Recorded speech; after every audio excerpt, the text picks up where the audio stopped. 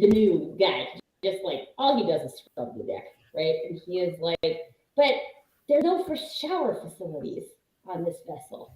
And they're like, we just wash up on shore.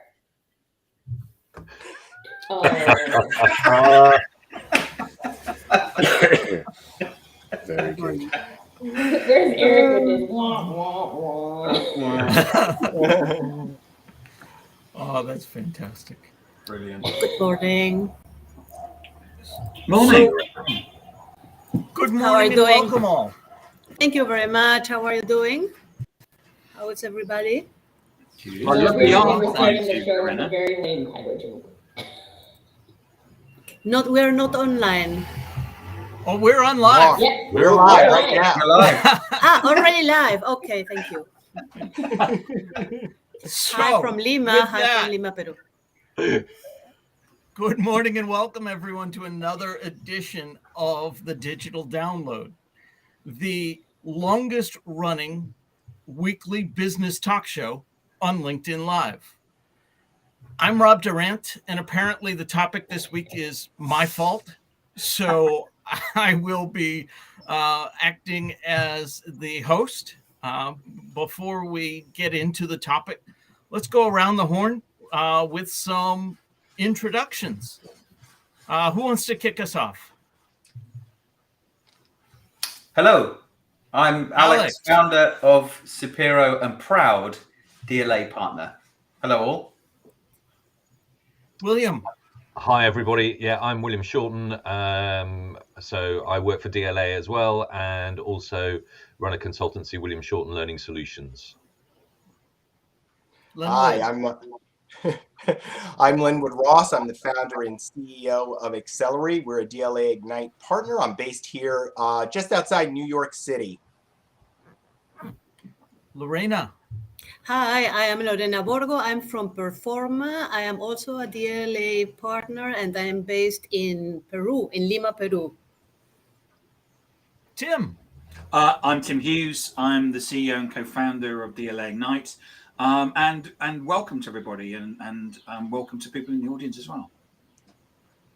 Tracy. Hello, everybody. I'm Tracy Borison, apparently a terrible joke teller, coming to you from Calgary, Alberta, Canada, this lovely morning, and shockingly, also a proud partner of DLA. Adam. Hi, everybody. I'm Adam Gray from DLA Ignite. I'm Tim's business partner, and I've got the flu at the moment, so I'm going to be on mute most of the time because I will be coughing. So what Rob could have done is last, and by all means least, Adam. So thank you.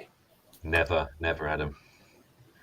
And I'm Rob Durant, founder of Flywheel Results, based in the Boston area, where it is negative 40 degrees outside with the wind chill factor. Woo!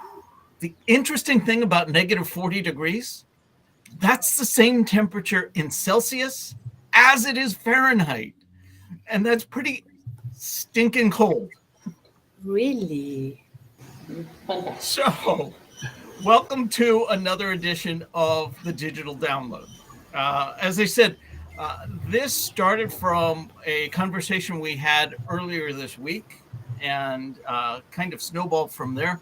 I was sharing with the team what I had been teaching to my college freshmen in their career seminar. So the first thing that I shared with them was, if you want fruit from a tree, the best time to plant seeds is 5 years ago. The second best time is today. This week in the Digital Download, we're going to take a look at what upcoming professionals are being taught about career development and networking.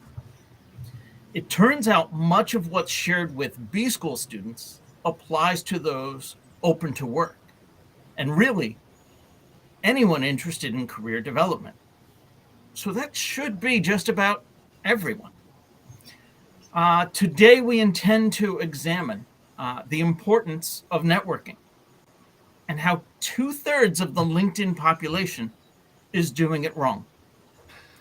We'll talk about the importance of IQ, EQ, And the World Economic Forum's recently coined LQ. And we'll share what effective networking looks like in today's world. I was telling my students, it's not about who you know. It's not about what you know. It's about who knows what you know. And finally, we will provide 3 simple steps anyone can do, everyone should do about it. So grab a midday snack or breakfast burrito if you're in North America and join the conversation. Let's kick us off with this. The importance of networking and how 2/3 of the LinkedIn population is doing it wrong. That's a pretty bold statement. Where does that come from? Where does the bold Tim, statement come from? Yeah, what are the facts behind From that? It comes from Rob. Yeah. Darn it. But Tim, did you not share with us some insight? Yeah. Tell us a little bit about that. Yeah, there was a news article that came out from I think Social Media World or something, and LinkedIn have put out their new figures, and they're now at 900 million people. Oh wow! Registered on the platform. It doesn't mean they're active using it, but they're registered on the platform, and they can see a trajectory going towards 1 billion, which is fantastic. You know, 1 billion. They reckon there's 1 billion people. Well, the World Economic Forum reckons there's 3 billion people in work, which includes white collar as well as blue collar. So, you know, that's getting close to 1 billion people that are connected. But LinkedIn also admit that there was 310 million people are actually logging in. I think it's once a month. What they measure is that once a month. So about a third of the people, so 2/3 of the people are on there, but they're not doing anything with it. And I never remember how many people post content. Is it like 1% or 2% or something? Yeah, I think it's like, well, the old figure was 3 million, or 1% were considered content creators, which is relatively low when you compare it to other platforms. Yeah, the latest figure I heard was like 1.7, so it's still low. I was going to say, I'm here. Isn't that good enough? William, what were It's you good saying? enough if you're part of the 1.7 and people are learning who you are and you're building relationships. But I think here's the thing about, based on my concept of like networking that works versus networking that doesn't, the tricky piece of social media is that I think a lot of people think they're connected if they're connected. So if you have a connection with a person, or you have a lot of followers, or any of those things, people think that that means they're connected. But networking is, I like the phrase that you use, Rob, like, who knows what you know, right? And that's based on sharing what you know. So either doesn't have to be in content, but sharing through conversation, or somehow sharing so that other people know what you're about. Will. Thanks, Tracy. And just picking up on that, I mean, I think I'd probably use the terms passive and active in terms of what you've described there. And I mean, it strikes me that even at 310 million, if the criteria of measurement is that you're on there once a month, it's a fairly low bar. So even out of those 310, although say it's only a third of people who are using it, probably once you dig into the figures, and you've then got somewhere between the 1% that Lenwood talked about and the kind of 310 million, you know, how many people are actually using it on a kind of regular basis and kind of contributing in some way? Yeah. So to answer Martin's question, and I think someone else had a similar question, the 1% or 3 million people that I was referring to is LinkedIn. It's who LinkedIn considers to be content creators. And I used to have that, you know, what a content creator was, their definition, at my fingertips, but I do not have that, and I will look it up for you. I think it's an interesting point that Martin brings up about content creators versus content reposters, because I think, especially historically on a corporate level, there's a lot of activity that's just based on like the business posts a post and then the employees repost it, right? So then does that look like, instead of one business content creating, and we can break down. I'm excited to hear your definition, Lenwood, of LinkedIn. Well, it's actually LinkedIn's definition. I just can't remember. Right. But yes, to the point I think that Rob was asking, why are so many people using LinkedIn in a way that, we would consider to be, we meaning DLA Ignite and the DLA Ignite ecosystem, why are they using it in a way that we would say is not the most useful way? It's how they're approaching it, right? So you'll have a huge portion of people who see LinkedIn as just a database. And they're going to use that database for their purpose. And their purpose, a lot of sellers on LinkedIn, their purpose is to make sales. So they see LinkedIn as a lead generation tool and they use it that way. I'm just in here trying to find people who meet my target audience. I want to connect with them as quickly as I can, pitch them as quickly as I can, and they're out. And then you have another group, they also see LinkedIn as a database, and they're looking for a job. So they're going and they're just using LinkedIn to find a job. And you have another group, they're using LinkedIn to find people to hire, right? Just in this very isolated. Then you have this very small group of people that are using LinkedIn for relationship building, to generate conversations, okay?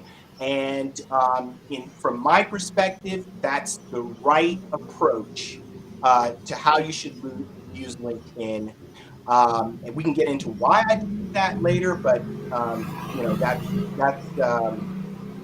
that's how I would break it down, and that's why I would say we think easily 2/3 are not using LinkedIn in a way that is digital forward. It's interesting, Lenwood, those 4 groups that you talked about, the ones that are using it for a selling platform, the ones that are using it to find a job, the ones that are using it to find candidates to fill jobs. LinkedIn actually sells specific solutions to each of those 3 target audiences. Yes. The one they don't sell a solution to is the one that we're advocating for. Be out there, be connecting. And there's really good reason for that, okay? It's called business. LinkedIn needs to make money, okay? So even though, LinkedIn is relatively old platform now. I think it's 20 years old, right? So the platform has evolved. When it started, when they were going viral and people were signing up and it was growing, 1,000% every month or whatever the figures were, rapidly, exponentially growing. It was a different platform than it is today, and the times were different than it is today. And so LinkedIn developed business models to support itself as it continues to evolve, just like all businesses will have to do. Use it as an example. 20 years ago, it was one thing. Today, it's something different. In 5 or 10 years, it will be something different again. Yeah. So don't you think it's ironic then that LinkedIn have designed initially a platform for, I guess, reciprocation, two-way dialogue, yet there's a heavy focus on commercializing, commercializing the model, if you like, from a sales and marketing perspective, getting their customers to do what actually has the opposite effect of it's really a conundrum, because you know, the reason that LinkedIn was able to grow as rapidly as it has grown, or all of the social media platforms, right? The reason it's actually, you know, just math. You know, it's just networks, right? All these networks existed, and what these platforms were able to do was digitize those networks. Once they digitized the networks, and it's hard to remember back, they realized, okay, I've got this mass of people. How do I make money from that mass of people? And they've done that, and they've continued to adapt the platforms for the times. But now what has happened is we're kind of stuck in old behavior on LinkedIn, which there was a time when what people are doing with LinkedIn still today made sense. But that time has passed. So Rob, I got a question for you. Sure. You're currently doing some lecturing with these students. What do they see about networks? Do they see a network as important? Do they see, my mother is 85 years old and Adam's is 88. They both have really strong networks. They actually see, and it's one of these things where they actually recognize the need that they know Frank down the road and whatever, and Janice and stuff like that. And they build these things even though they don't know what the word network is. What do your students think? I would say at this point, they don't even know what the concept of networking is or having a network. They have networks and they've shared with me, oh yeah, this is my group of friends. This is my college friends. These are my friends from back home. And they connect with them through all of the different social apps, TikTok, Snapchat, etc. But they've never, at least the ones that I've talked with, given any thought to intentionally building their network. And that was the piece that I loved sharing with them. I contend that for a college student, the best time in your life for being on LinkedIn is right now as a college student. Hence if you want fruit, plant the seeds today. But it was more about understanding that as a college student, reaching out to people and building your network, people will generally accept your LinkedIn connection request without question. You'll find that 9 out of 10 people you reach out to, if you have a decent message, if you're not spammy and not selling them something, they want to help college kids because most of us have been there before. And I told them, that's why it's so critically important to build up your network today. Get to at least 500, and 500 is a magical number. Yep. Because once you have 500 connection requests, somebody looking at your profile will see that you have 500 plus connections. 501 or 5,001 or 15,001, they'll never know. But that 500 is that magical number for your network, because people like to connect with others that are connected. And we're all in that position. I agree, Rob. If anyone sends us a connection request, it's nicely written. I'm Stephen Mackenzie, and I'm currently studying at West Sussex University. I'm in my second year doing business. Will you connect with me? Of course you would. Exactly. What happens the day they get a job? I won't connect to them. Exactly. And that's what I told them. So I think there's an interesting piece of this, right? Because the message you just made up, Tim, it's an authentic message, right? Like, this is me, this is where I'm currently at, I'm reaching out to connect with you.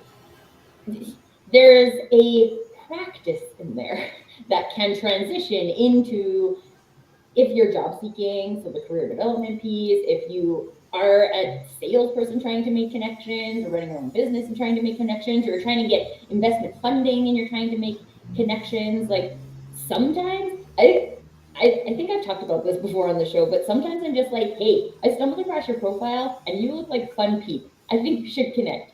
And sometimes people accept it, sometimes people don't. But there's like an authenticity from my perspective that like literally this is why I am reaching out to connect with you. And if you're okay with that, then awesome. And if you're not okay with that, then awesome. So I think it's important from both sides for us to look at like how are we sending out connection requests?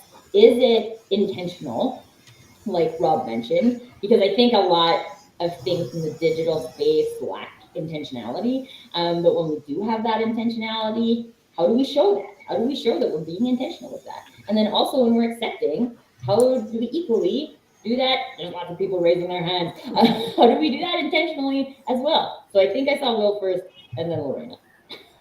Lorena I wanted, spoken yet, yes. so go Lorena. Thank you very much. No, I was getting back to what I would like to get back to what Tim mentioned about networks and 80 plus people having them. And what I think is that the word or the concept of network has been put into value recently. I mean, maybe 30 years ago or something like that. Because I remember, for example, when people, when this, from a business view, you know, use your network, build up your network, and really that time ago, it sounded like too non-personal and too cosification, why are you going to use your network, your relations for something beyond having a friendship or a contact or whatever. So I think the whole concept of networking has been evolving in the last years from a business perspective, and so it is right now on digital. So I think we are learning, and if you ask, for example, Robert, your students, they don't know about that because I think it's we have to learn how to use our networks from a business perspective, but not going beyond, not thinking that it's not right. So that's a little bit my Yeah. thoughts about Will. that.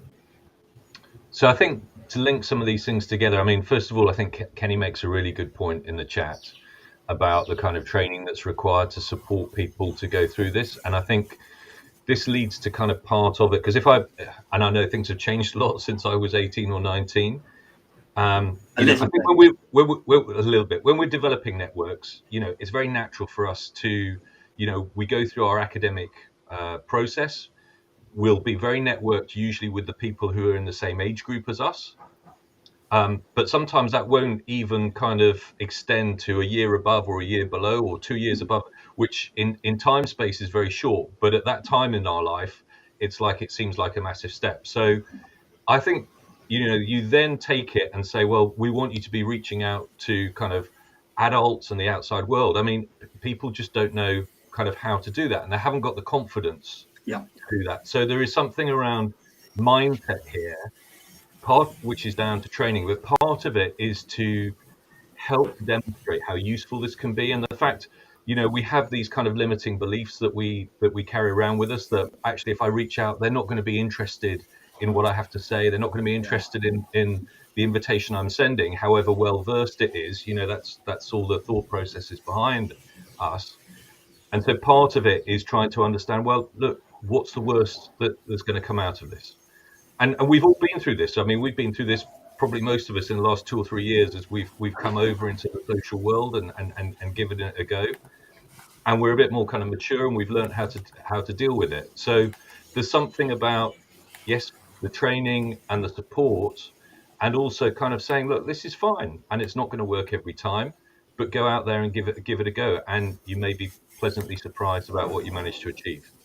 Can I share a story with you? I think it will be helpful to thinking about how we should approach what we're doing on LinkedIn and actually overcome some of the mindset issues or limiting beliefs that we might have when we're working on LinkedIn.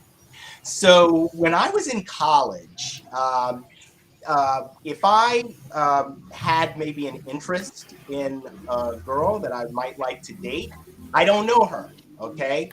I don't just go up to her and say, hey, you want to go out? You want to do something? No, that's not how I approach it. What I do is I say to myself, you know what? I'm going to have an interaction with this person and I'm just going to plant a seed.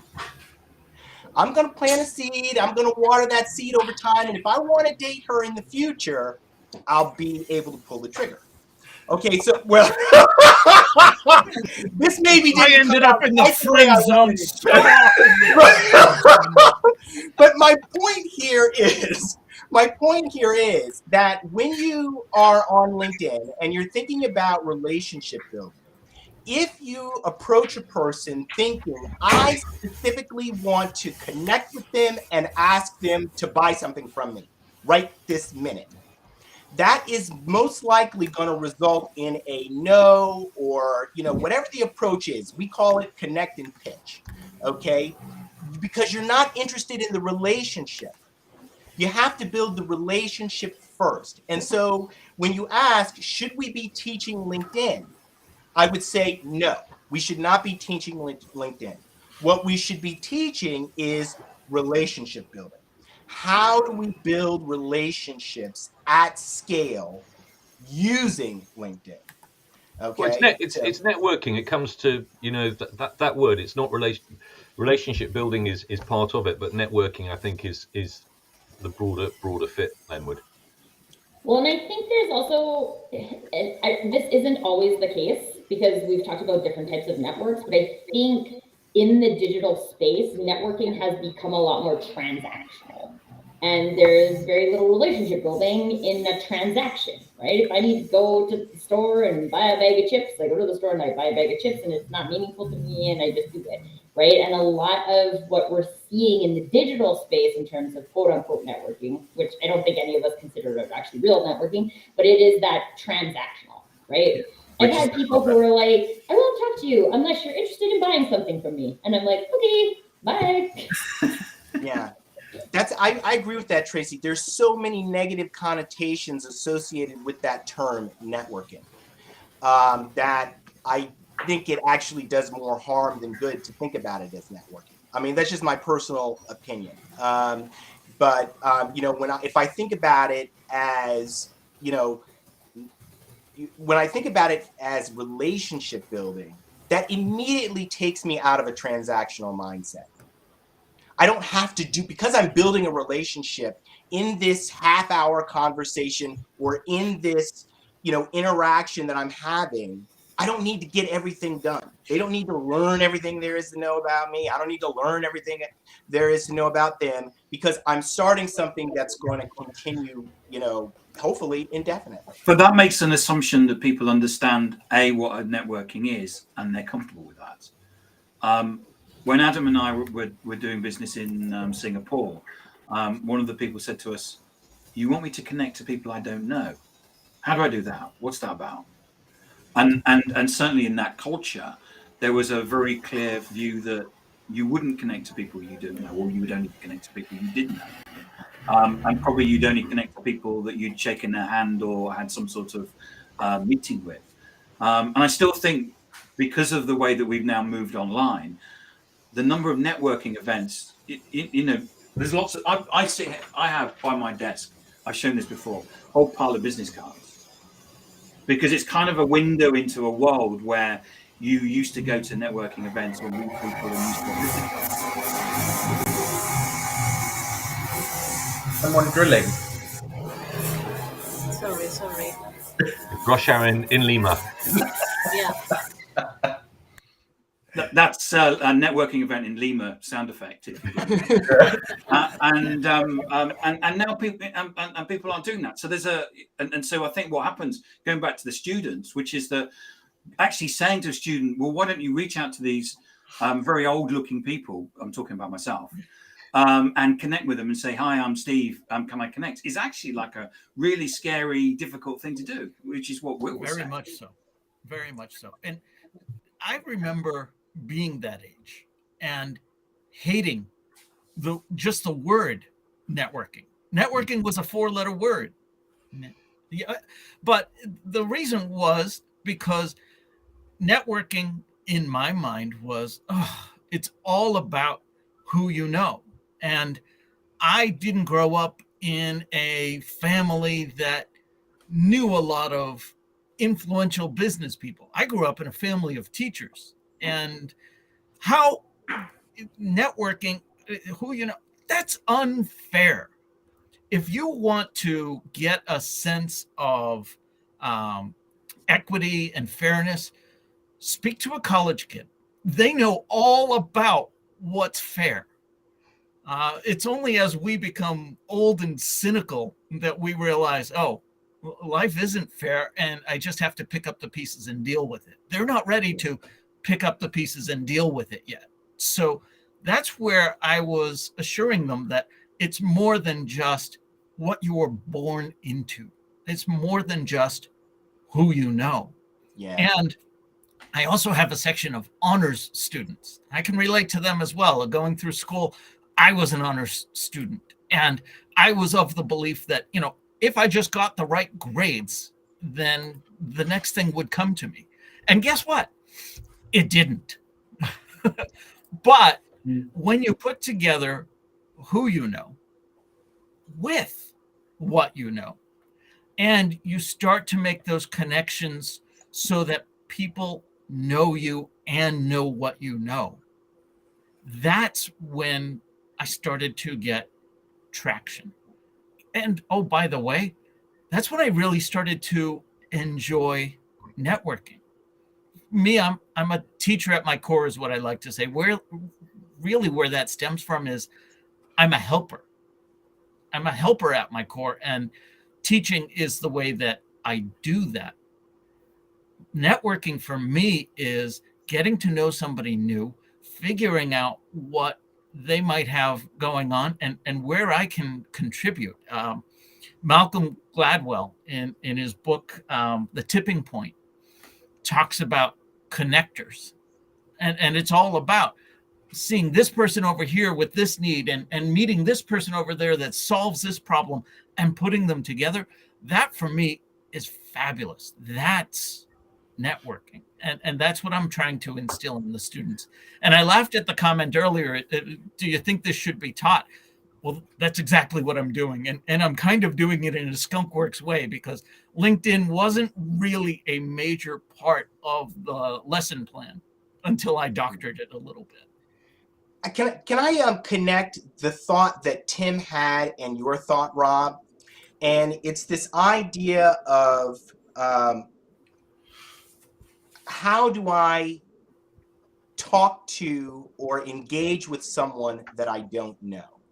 So when we think about the event, like the conference, right, where people we don't know come together and somehow we find something to talk about, what's the thing that is bringing that group together is the content.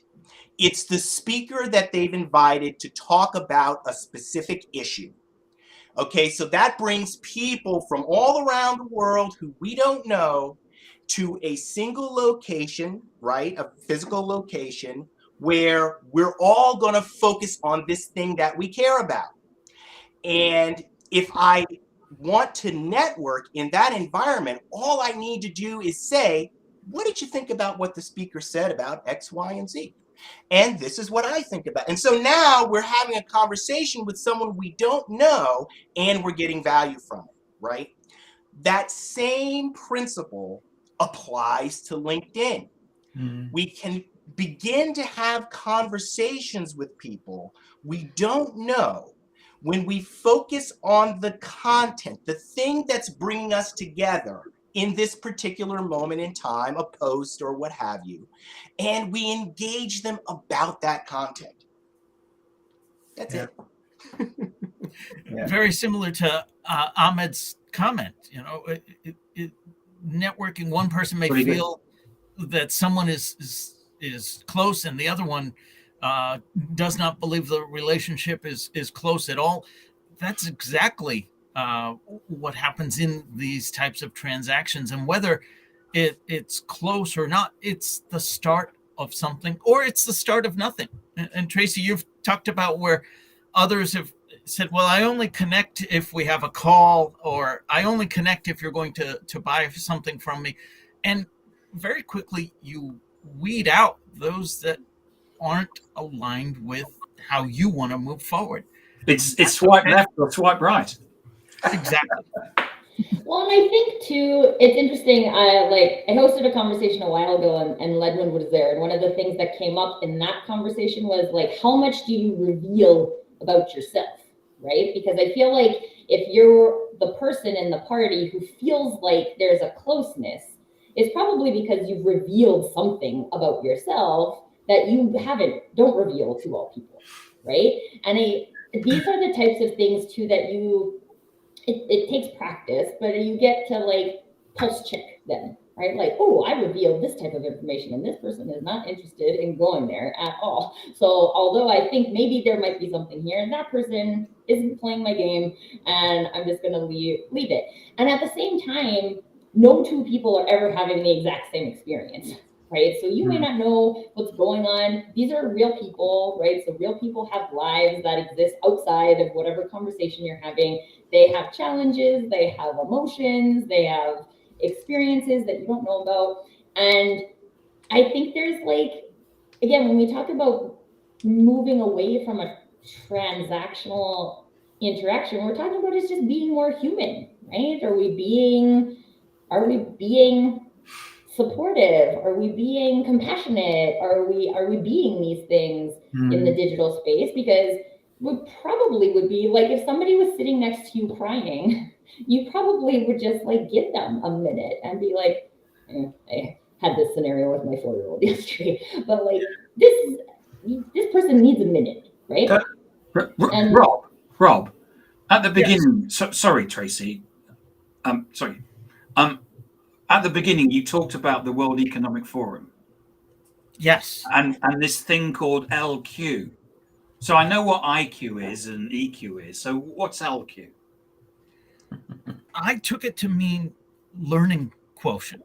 It does. How well you are at understanding new concepts.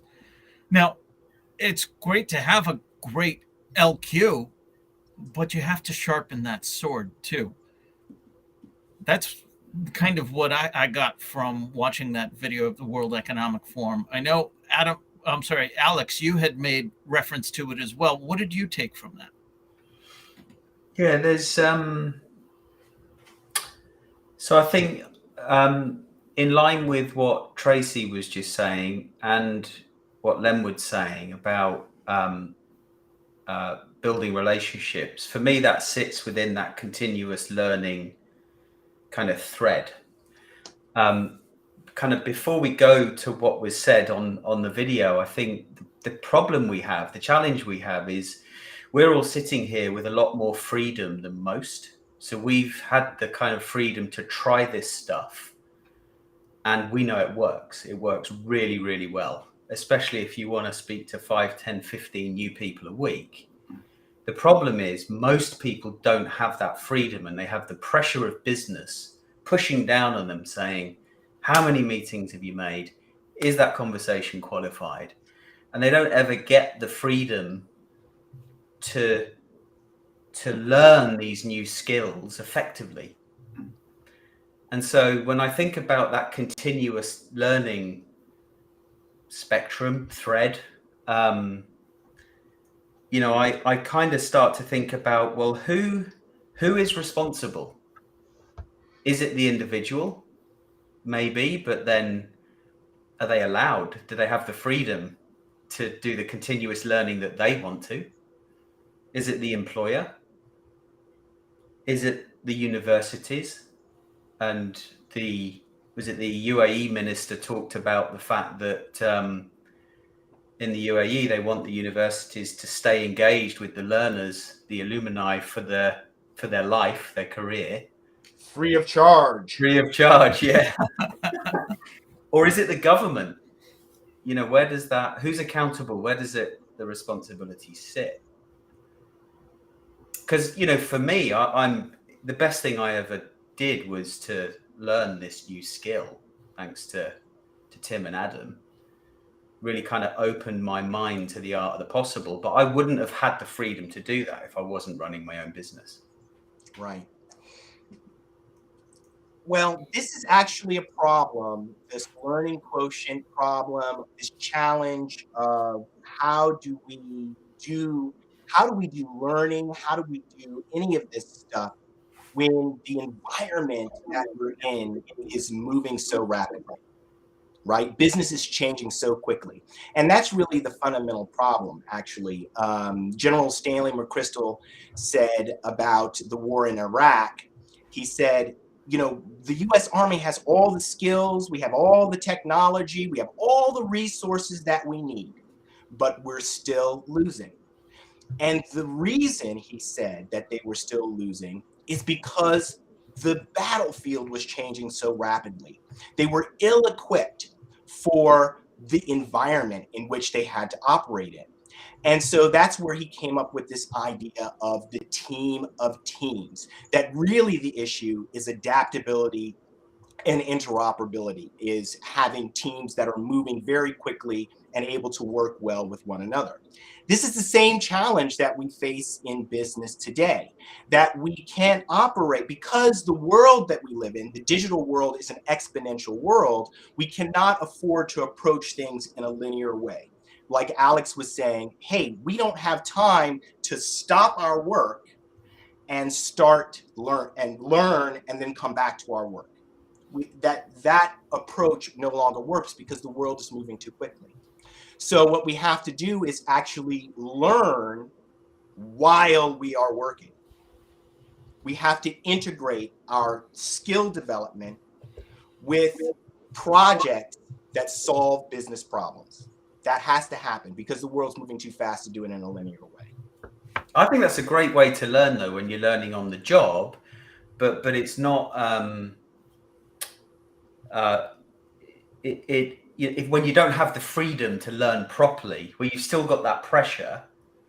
Oh, you've been learning that for 2 months. What are the results? It's like, okay, hang on. Yeah, that's why the learning, especially from a business perspective, the learning has to be in the context of solving a business problem.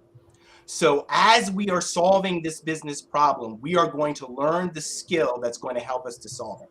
Yeah, and have the support from the leadership team. And have the support from that helps you with the support from the leadership, because leadership is all about time and money, right? And so we don't have time to everybody stop and then go and learn. No, that won't work. If you can learn the thing you need to know and solve a business problem for me, now I'm on board with you.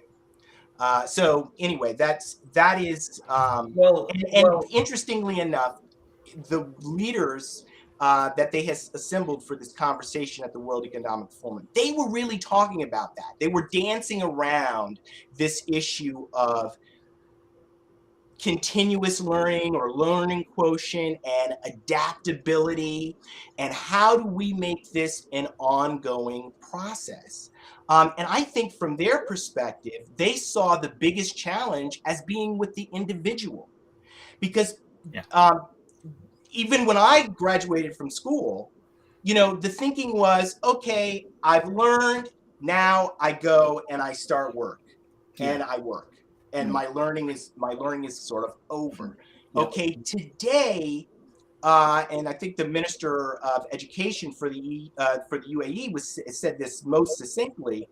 What we need to think about is the university is going to give the basic skills, and when we graduate, that's when the learning starts. And there's a role for the employer to keep up with that continuous learning. It has to get into the culture. I would say, some people say it's the business culture, but really it's the culture overall. Everyone needs to get on board with this idea that we have to keep learning, because what we learned 5 years ago is not going to be applicable today. And what we're learning today, it's not going to be applicable in 5 years. So that's why all these things have to be happening simultaneously, continuously. That's the road to the solution. Well, can I just throw, I agree with everything that has been said. And I do think, like, one of the things after your original question, Rob, that I thought was that, like, individuals have to choose that. Like we have to choose to want to keep learning, right? Because if you have a business culture that says, this is what we do, and we continuously learn, and you're like, no, I'm uncomfortable with that. I'm just gonna sit here and do my job. Well, hopefully they wouldn't hire you in the first place if that was actually the business culture. But as individuals, we have to choose that. And then there's also, like I've had in my personal experience where someone wanted me to learn a specific thing in the way they did it. Like they wanted me to learn their way of how to negotiate. And I couldn't because it never felt good to me. Didn't feel like I was negotiating for a good value exchange. It felt like I was negotiating to win. And I'm a collective contribution type of person, right? And so there's also this kind of individual personal brand personality piece that plays into how effective are we going to be with our own learning quotient. And like my learning quotient and what I want to learn is different than Lenwood's and Rob's and Tim's and Will's, right? Like, and so how do we take that into consideration in the business perspective, and how do we create space for that so we actually optimize the learning quotients of each of our employees? So I think there's a lot to unpack here, and we could go down many different avenues. But I'll give you my feeling for what it's worth. So if you look at some more enlightened educationalists at the moment, they say actually the education system is broken. We need to redesign the whole education system, going right the way back to elementary school, because what we're basically doing is kind of pushing information, and kids aren't necessarily interested in some of that. What we tend to focus on is the stuff that really interests us. So it comes back to your point, Tracy, that actually if we're told to learn something in a particular way, that's not necessarily going to kind of interest us. So the education system that we've got was designed for the Industrial Revolution, and it was basically a form of childcare to keep kids off the street. And we haven't really evolved that much since then. So there's something around actually how we design the education system to start off with. To come back to your point about learning on the job, in terms of adult research, what they'll say about learning is it's a rule of 70-20-10. 70% of what we learn is on the job, 20% is by shadowing somebody and seeing how to do something, and 10% is actually going and taking part in some form of standard training. So how do we kind of motivate people to go towards this? So one thing I think is around, you've got to create the right context for it to happen. So yes, a lot of the responsibility lies with the individual, but if you've got an individual in an organization that doesn't value training and doesn't give them the opportunity to grow, then it doesn't matter how motivated you are, you're not going to do it. But it does have to start with you. And I think starting with you, it comes down to, you can use LQ if you want. Carol Dweck talked about a fixed and open mindset. So actually it's having that ability to see things differently and not just say, well, I've been trained to do this and I'm going to just stick in that particular lane. I'm going to kind of broaden the approach that I'm going to take. So, part of it then is with the individual, that you have to have that kind of motivation. And then, with that, how collectively can we then tap into that into an organization? So Peter Senge talked about the kind of 5 disciplines, talked about collective intelligence and collective learning. And to come back to Lenwood's point about the VUCA environment we're working in, that's where you've got to kind of tap in and utilize that, because that's how you can then adapt and adjust to the environment and context in which you find yourself, in a way that's going to be meaningful and in a way that the whole organization is going to be able to benefit from it. When we started this, I alluded to providing 3 simple steps anyone can do, everyone should do about this. But before I get into that, Alex, did you have something you wanted to share with us? I did. So I think everyone on this call knows that I work with my 2 eldest sons, and love the fact that we can work together and they have the freedom to grow and follow their career. I'm quite lucky about that they want to work with their dad. So my 3rd son is doing his GCSEs. He's 15. He's one of the youngest in the year, and he does struggle with maths and English. and there's pressure on kids today to do well in maths and English, but he enjoys media and he enjoys creating content. So I'm hoping, and I think I can do this. I've started to look into it. Even as a small company, I can offer him an apprenticeship. And so, all being well, and he does well in his exams, he can join Sapiro later this year. But he did a bit of work in English, which he struggles in. And I wanted to just read it out to you because it's so topical. And the date's the 1st of February. It's just coincidental. It says, education is key to the youth of this day and age. The education system in school is still good to learn from, especially at a young age. But as we mature, the outside world becomes our classroom. Nice. Boom. Which I just thought was amazing. And the feedback his teacher gave him, I'm not naming any names, was, "That's annoyingly brilliant, Jude." Adam, were you his teacher? That sounds like an Adam response. It does. I'm just annoying.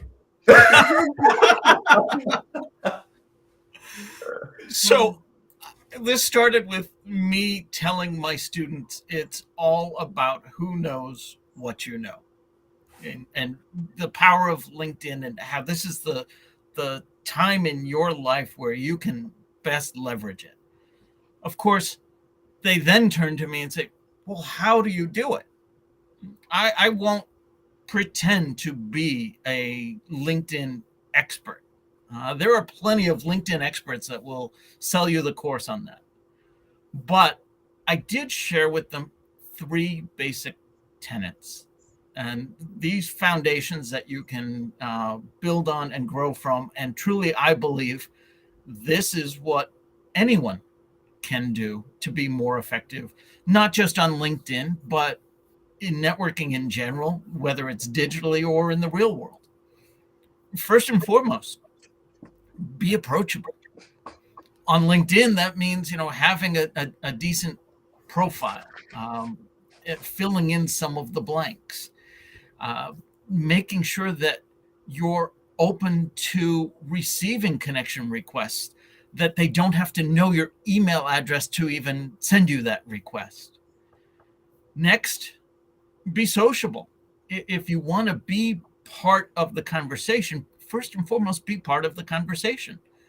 Comment, like, interact with other posts, and then, ever so brave, start to put your own thoughts out there. And honestly, that was really intimidating to the students.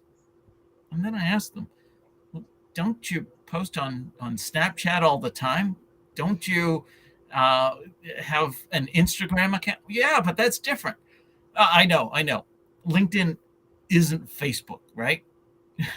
But put your thoughts out there related to the things that you're interested in, the professional things that you're interested in. And then finally, third step, be helpful. Again, back to the commenting and connecting and so on. Be approachable, be sociable, be helpful. And I think with that, you're going to find your way, whether it's this social platform, some other social platform, or just in general, people will gravitate towards that. Rob, can I add to your list? Please. 2 things that I think would be helpful for those people who are especially introverted and I don't know what to say. Be curious, ask questions. Absolutely. Be curious, ask questions. That goes so far.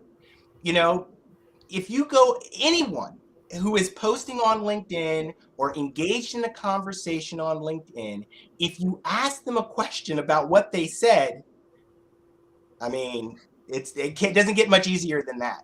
You don't really have to generate much yourself. You just ask the question. Building on that, Lenwood, I think as well, there's something, and it depends on your stage, but also reaching out and asking for a bit of help. Oh, yeah. Be humble.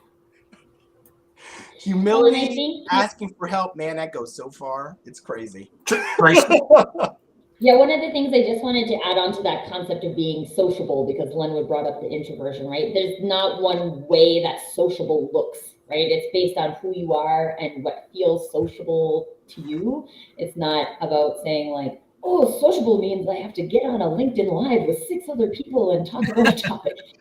It might look like that. It doesn't have to, right? It can look like just asking a question. Honest curiosity, I think, is one of my favorite things. I know, because it's like, oh, I haven't had to explain this to somebody in a long time. This is awesome, right? And we all have a unique, I speak about this a lot, about your, like, what do you wonder? Hashtag what do you wonder, follow it if you want to. I just created it. There's not that much content related to it.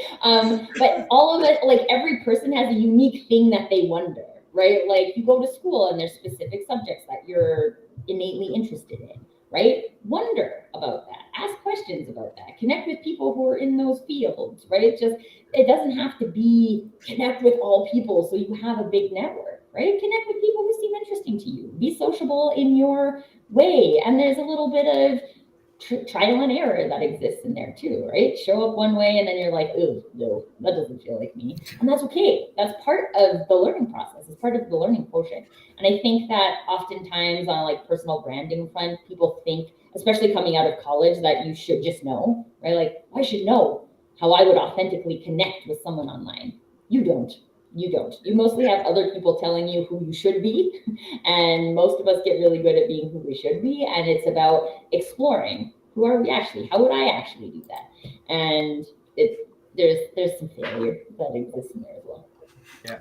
And for business leaders, Go ahead, Al. For business leaders, the closing comments on the World Economic Forum was that if every person, I think there's 3.8 billion workers out of the 8 billion global population.